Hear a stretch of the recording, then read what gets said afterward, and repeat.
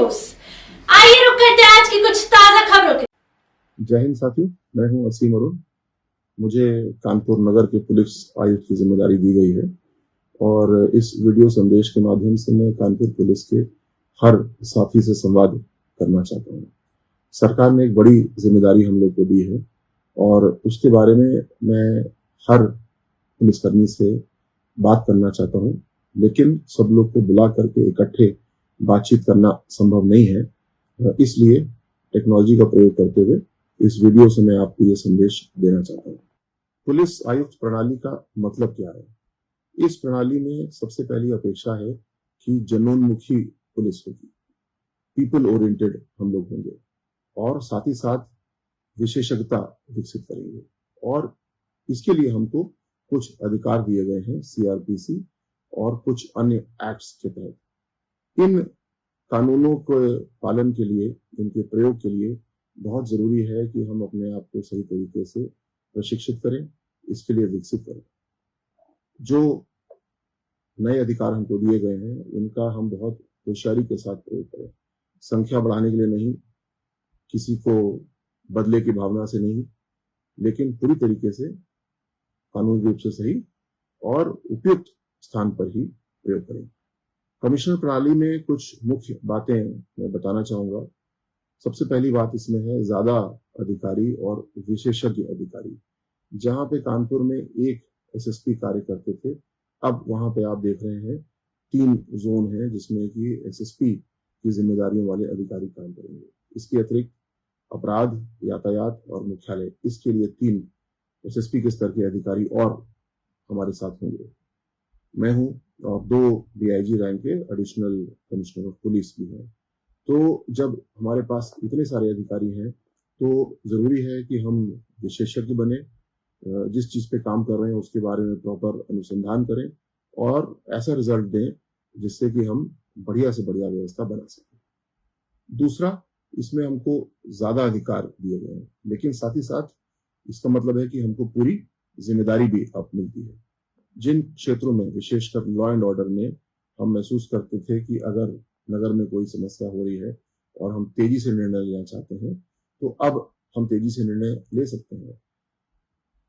जो अधिकार हमको मिले हैं जैसे कि 107(16) है या 133 सीआरपीसी है, इसमें आप महसूस करेंगे कि अगर हम इसका अच्छा और सुव्यवस्थित तरीके से उपयोग करें तो हम नागरिकों की बेहतर सेवा कर पाएंगे। उदाहरण के तौर पे, अगर कोई एक पति अपनी पत्नी को पीट रहा है, ऐसी शिकायत 112 के माध्यम से हमको मिली, तो हम हर बार समझौता करा के आ जाएं, ये भी पर्याप्त नहीं है। हम हर बार एफआईआर कर दें, ये भी पर्याप्त नहीं है। तो एक बीच का रास्ता होता है, वो भी एक खुला है, जिसमें कि ऐसे लोग जो घरेलू हिंसा कर रहे हैं उनको नोटिस देख करके पाबंद किया सकता है कि वो ऐसी गलती ना करें। इसी प्रकार मैं आपको दूसरा उदाहरण देना चाहूंगा 133 सीआरपीसी की शक्तियों का। आपके पास में ऐसी शिकायतें अभी तक आती थी कि कोई एक व्यक्ति है जो जनरेटर लगाए हुए है या कोई और फैक्ट्री लगाए है और पड़ोसियों को परेशानी हो रही है, शोर हो रहा है। इसमें उसके उपकरण को जब्त करने का, गिरफ्तारी करने का अधिकार आपके पास पहले से था, लेकिन अब हमारे पास में एक छोटा किंतु और प्रभावी अधिकार भी आ गया है, जिसमें कि 133 सीआरपीसी के तहत उसको नोटिस आप देंगे, सुनवाई उसकी की जाएगी और उसके बाद में एक निर्णय लिया जाएगा। तो जहां पे हमारे पास में गिरफ्तारी, संपत्ति जब्त करना, ऐसे बड़े अधिकार तो थे, लेकिन अब सीआरपीसी के तहत जो छोटे अधिकार हैं वो भी प्राप्त होंगे और उनका होशियारी के साथ में हमको प्रयोग करना है। तीसरा बदलाव इसी के साथ होगा, हमको ज्यादा संसाधन मिलेंगे। फोर्स हमारी थोड़ी बढ़ेगी, गाड़ियां हमारी कुछ बढ़ेंगी और साथ साथ जब हमारे पास इतने सारे अधिकारी हैं तो विशेषज्ञता पूर्ण तरीके से नियोजन यानी प्लानिंग होगी। जितने संसाधन हमारे पास हैं उसमें से कुछ भी व्यर्थ यानी वेस्ट नहीं जाना चाहिए। सबका बहुत ही अच्छी तरीके से प्रबंधन होना चाहिए, मैनेजमेंट होना चाहिए। ऐसा काम आपको करना है। जहां कमिश्नर प्रणाली की शुरुआत की जा रही है तो इसमें एक बहुत अच्छा अवसर हमारे पास है कुछ और परिवर्तन भी करने का, जिसमें कि हमारी कार्य संस्कृति में हमको बड़ा परिवर्तन लाना है। हमको हर एक से अच्छा व्यवहार रखना है।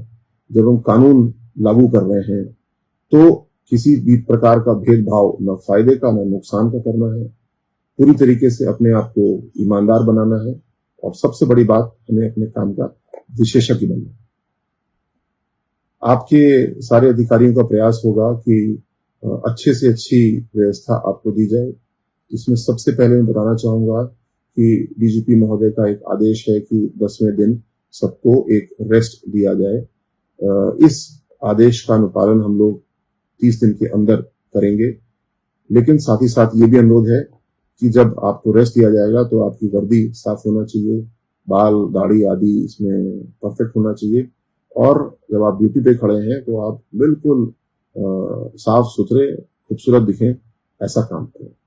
इस काम को यदि आप करेंगे और अच्छे से उपयोग करेंगे तो मैं प्रयास करूंगा कि जल्दी हम लोग 8 घंटे की शिफ्ट पे भी काम करें और उसको लागू करें। तो जहां एक और कमिश्नर प्रणाली सरकार ने शुरू की है, आपके ऊपर बहुत सारा विश्वास रखते हुए मेरा प्रयास होगा कि आपको भी काम के साथ साथ आराम का भी समय मिले।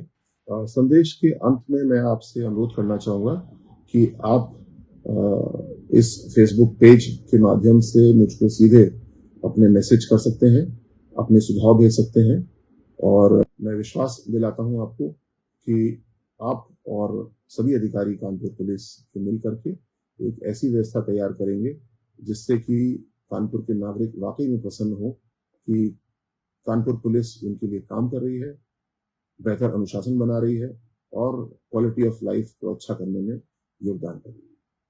धन्यवाद। जय हिंद। फिलहाल के लिए बस इतना ही। ऐसी ही ताजा तरीन खबरों के लिए बने रहिएगा हमारे साथ। नमस्कार।